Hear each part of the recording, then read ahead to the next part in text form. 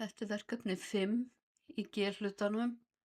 Við erum búin að sækja gögn á Hagstofuna og setja upp í Excel-skjal hérna og nú ætla ég að fara í lið númer 2.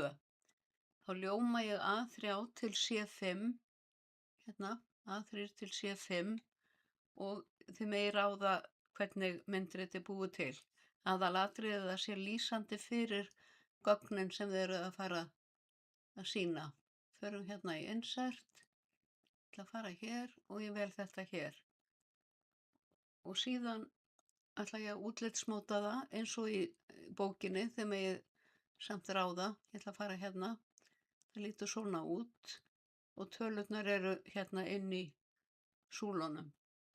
Og síðan skrifa ég fyrirsögn.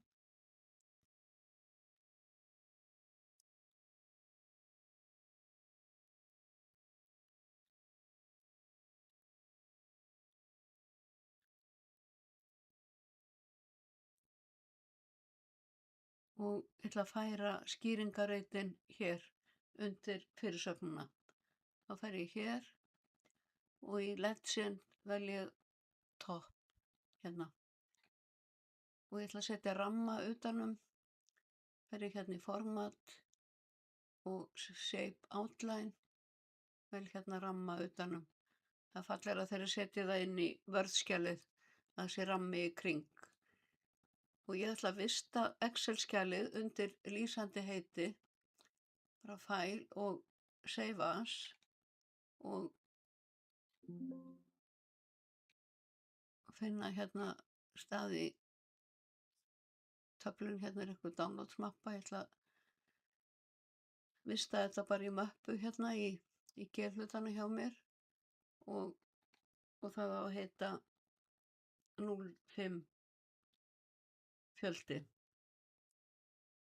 Þá er þetta sem sagt Excel-skjalið og þegar ég færi þetta yfir í Word-skjal, þá gerir það eins og ég sýndi myndskeiði við verkefni 1.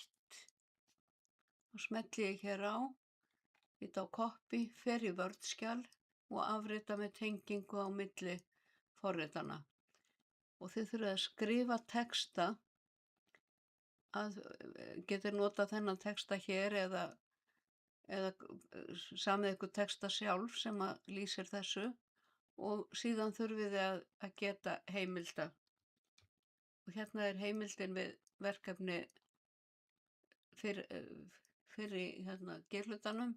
Það er Hagstofan og hvenær þeir settu þetta og hérna var spá mannfjölda en þið hafið þá mannfjölda eftir sveitafélögum og vefslóðina og dragið línu 2 og 3 örlítið innar.